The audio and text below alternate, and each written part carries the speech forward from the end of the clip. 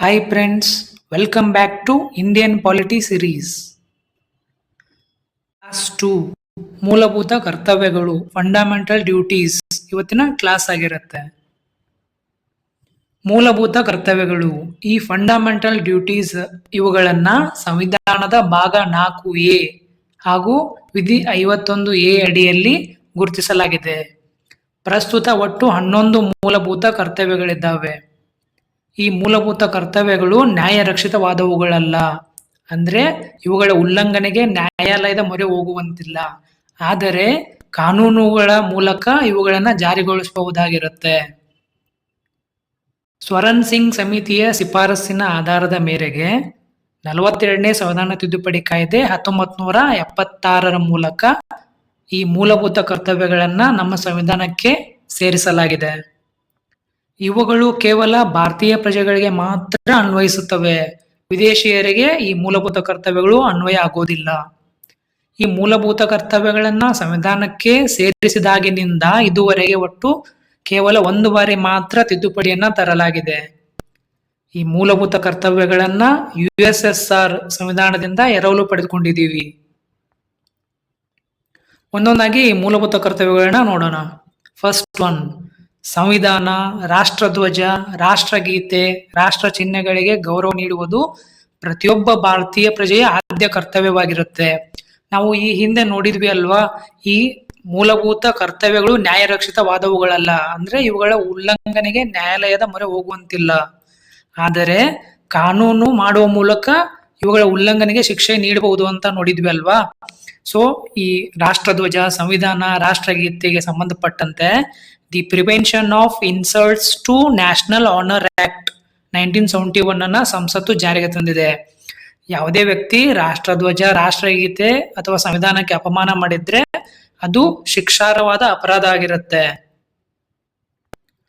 Second one, ಸ್ವಾತಂತ್ರ್ಯ ಚಳುವಳಿಯ ಉದಾತ್ತ ಆದರ್ಶಗಳನ್ನ ಪಾಲಿಸುವುದು ಪ್ರತಿಯೊಬ್ಬ ಭಾರತೀಯ ಪ್ರಜೆಯ ಆದ್ಯ ಕರ್ತವ್ಯವಾಗಿರುತ್ತೆ. ನಮ್ಮ ಸ್ವಾತಂತ್ರ್ಯ ಹೋರಾಟಗಾರರ ಜೀವನ, ಅವರು ಮಾಡಿದ ತ್ಯಾಗ ಬಲಿದಾನಗಳನ್ನ ನಮ್ಮ ಮುಂದಿನ ಪೀಳಿಗೆಗಳಿಗೆ ವರ್ಗಾಯಿಸುವುದು ನಮ್ಮ ಆದ್ಯ ಕರ್ತವ್ಯವಾಗಿರುತ್ತೆ. ಸೊ ದಟ್ ಅವರು ನಮ್ಮ ಸಮಾಜದಲ್ಲಿ ಒಬ್ಬ ಉತ್ತಮ ನಾಗರಿಕರಾಗಿ ಮಾರ್ಪಾಡಾಗ್ತಾರೆ ಅಲ್ವಾ. ಥರ್ಡ್ ಒನ್, ಭಾರತದ ಏಕತೆ ಮತ್ತು ಅಖಂಡತೆಯನ್ನ ಎತ್ತಿ ಹಿಡಿಯಬೇಕು. ವಿವಿಧತೆಯಲ್ಲಿ ಏಕತೆ, ಇದು ನಮ್ಮ ಜೀವನ ಶೈಲಿ ಅಲ್ವಾ. ಸೊ ಇದನ್ನ ಎತ್ತಿ ಹಿಡಿಯುವುದು ಪ್ರತಿಯೊಬ್ಬ ಭಾರತೀಯ ಪ್ರಜೆಯ ಆದ್ಯ ಕರ್ತವ್ಯವಾಗಿರುತ್ತೆ. ಅಗತ್ಯ ಬಿದ್ದರೆ ರಾಷ್ಟ್ರ ರಕ್ಷಣೆಗೆ ಮುಂದಾಗಬೇಕು.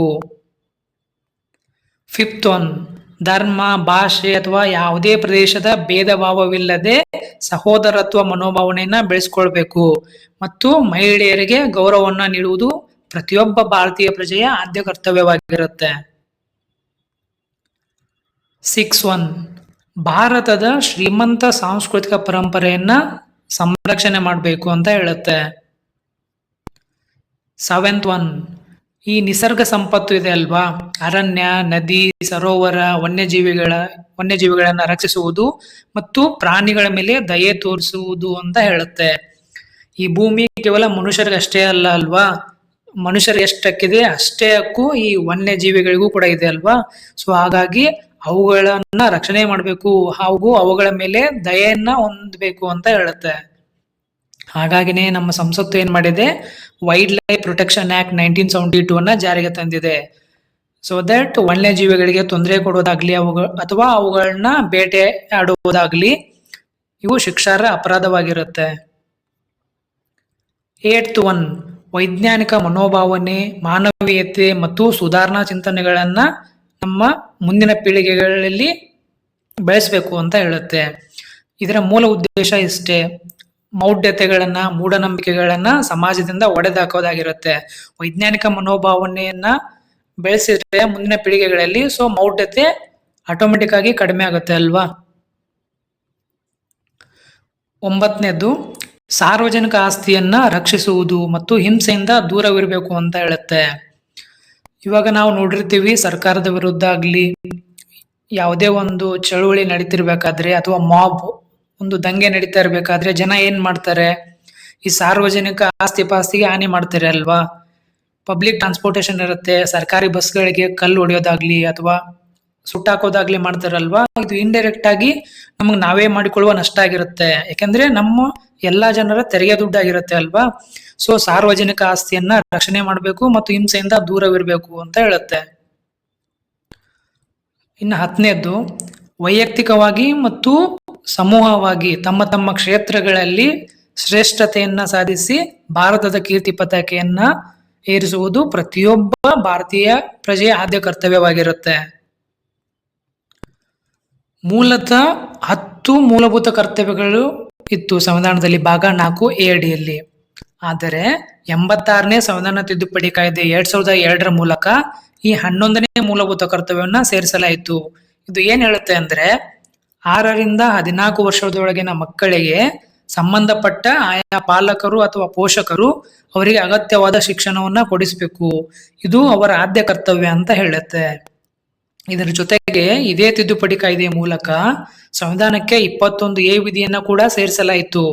ಆ 21A ವಿಧಿ ಏನ್ ಹೇಳುತ್ತೆ ಅಂದ್ರೆ ಈ 6ರಿಂದ 14 ವರ್ಷದೊಳಗಿನ ಮಕ್ಕಳು ಏನಿರ್ತಾರೆ, ಶಿಕ್ಷಣ ಪಡೆಯುವುದು ಅವರ ಮೂಲಭೂತ ಹಕ್ಕಾಗಿರುತ್ತೆ.